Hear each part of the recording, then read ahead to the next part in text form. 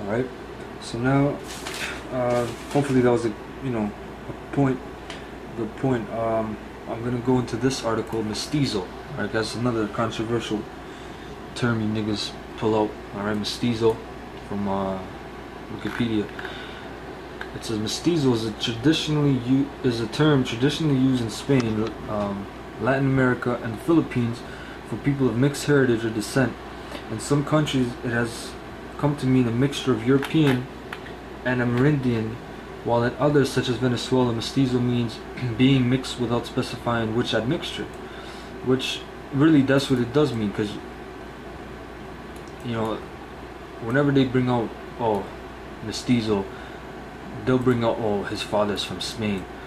They never bring out the fact that their mother could be from Spain, their father could be indigenous, man, because that was going on a lot too, man. You're not gonna tell me Jake's didn't pop no fucking white woman, man. That's been going on since fucking 3,000 years ago, man.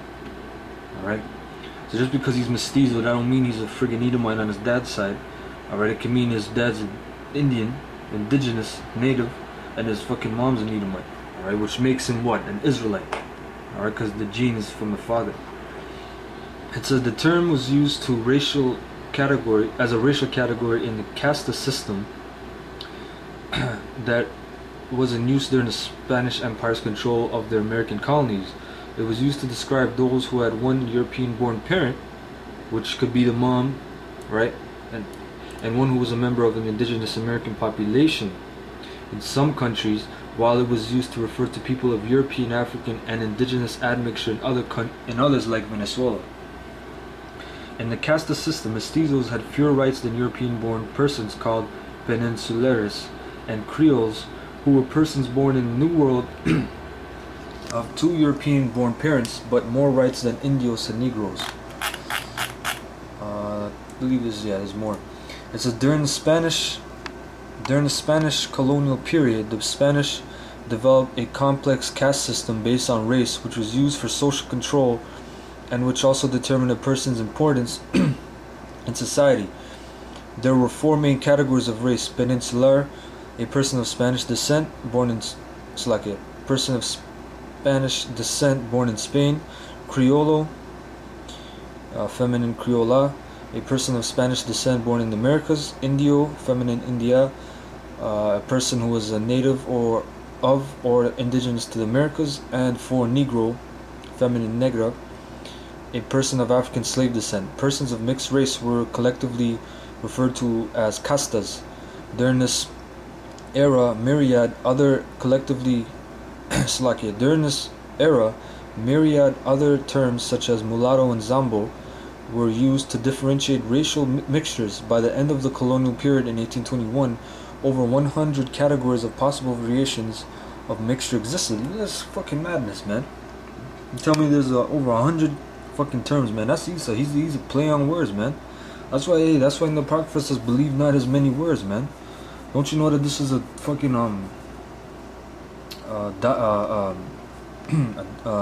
doctrine, of course, but how should I say, a tool, an agenda better, to break up the brotherhood between Jude and Ephraim, man. Alright, by making up all this craziness. Alright, this little point here, it says many indigenous people left their traditional villages and sought to be counted as mestizos. Alright? Alright, so they're indigenous, but they left to try to be fucking Uncle Tom's, basically. Okay, that's what that's saying. To avoid tribute payments to the Spanish, many indigenous people, and sometimes those with partial African descent, were classified as mestizo if they spoke Spanish and lived as mestizos. So it don't matter. And this term is just a fucking throw around, man. It doesn't mean jack shit. Alright? Okay, Mexico, because a lot of niggas say, 90% of Mexico is not indigenous. Man, I hear that crazy shit all the time, man.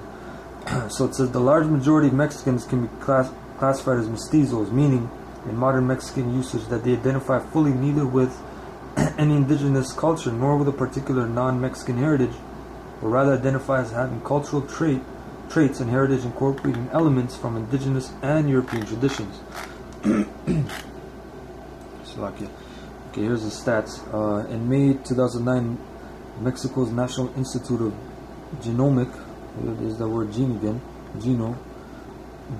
Genomic Medicine issued a report on a genomic study that involved 300 mestizos from the states of Guerrero, Sonora, Veracruz, Yucatan, Zacatecas, and Guanajuato.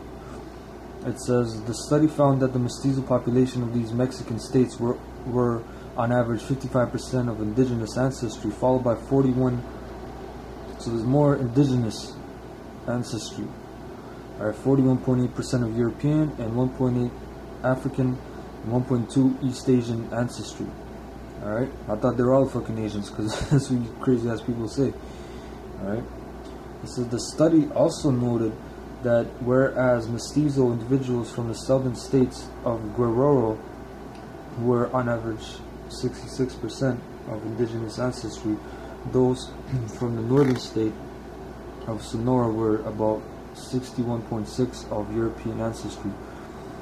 The study found that there were an increase in indigenous ancestry as one traveled towards the central and the more southerly states of the country, while the indigenous ancestry declined as one traveled to the northern states in the country, such as Sonora.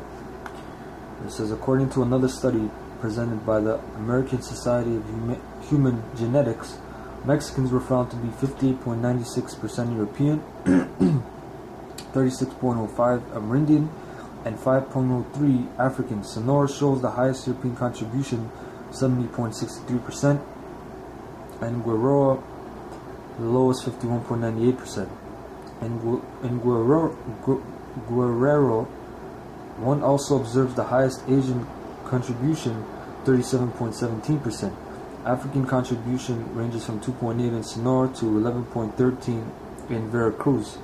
80% of Mexican population was classed as mestizo, Amerindian Spanish, which again could mean, in all cases it doesn't mean the father is from Spain. Alright, there's always obviously the possibility and the fact that the father was indigenous and the mother was from Spain.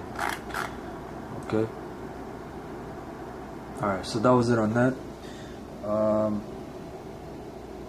I'm going to read this article, since you people say that Puerto Ricans or Edomites or whatever. It says this is from Cornelius P. Rhodes, right?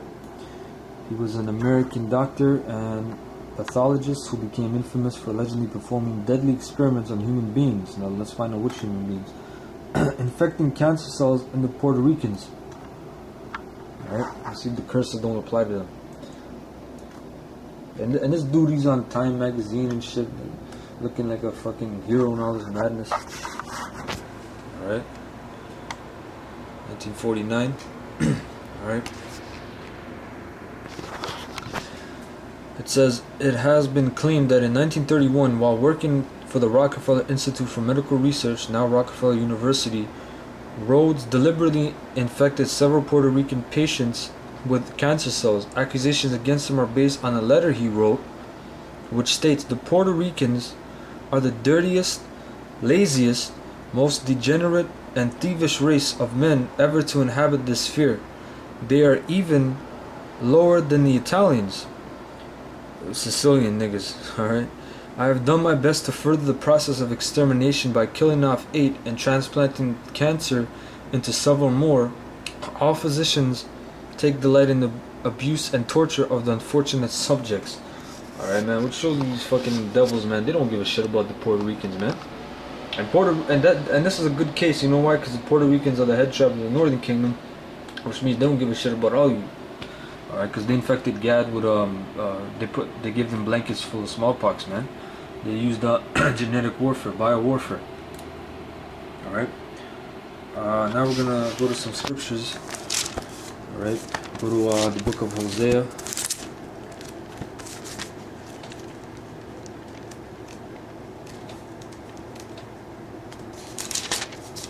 Hosea 7 and 8.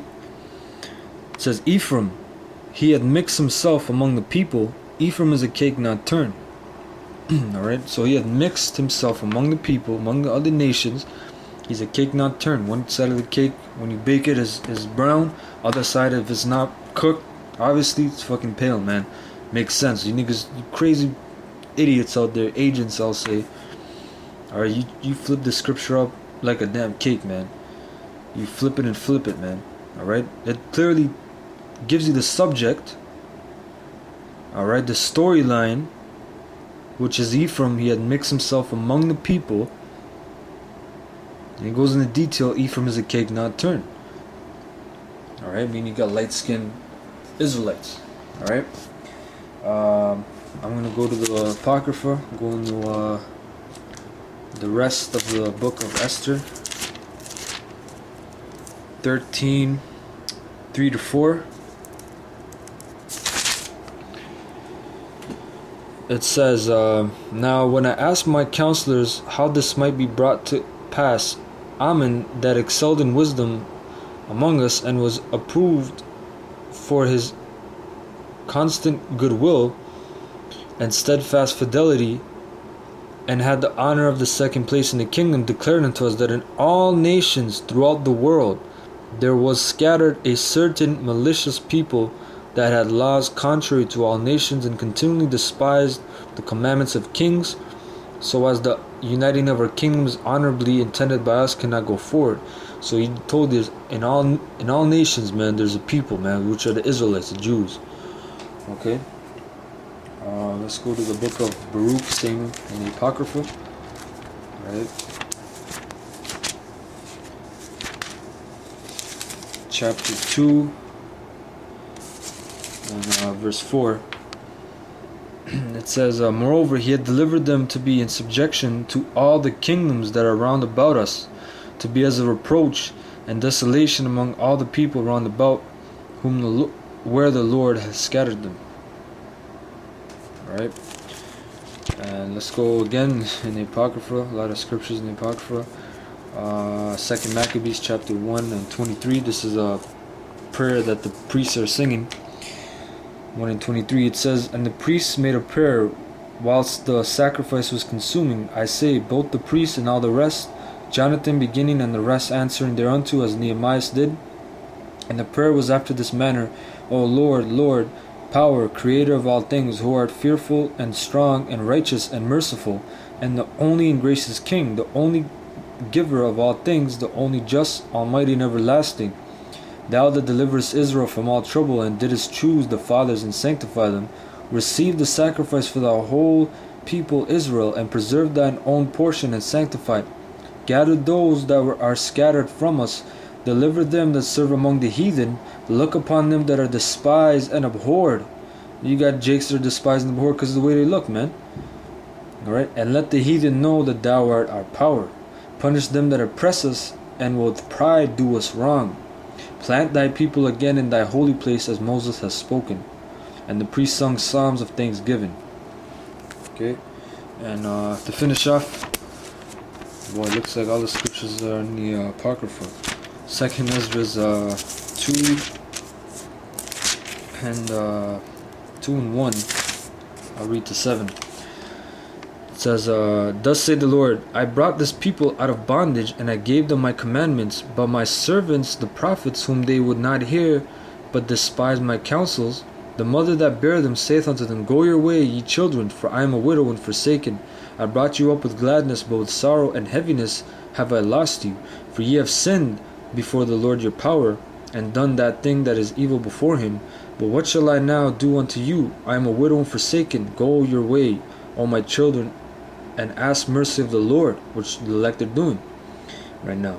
As for me, O Father, I call upon thee for witness over the mother of these children, which would not keep my covenant, that thou bring them to confusion, and their mother to a spoil, that there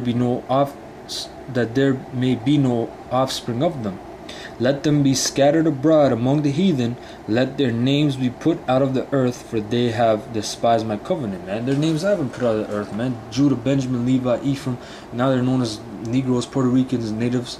Which you niggas, man, you know, fuck you niggas anyway, man. You know? So, you know, with that, I say all praises to Yahweh Bashim Yoshai, Barakatah Yahweh, Barakatah Yoshai. Double honors to the elders, great millstones. Shalom to the elect, and shalom.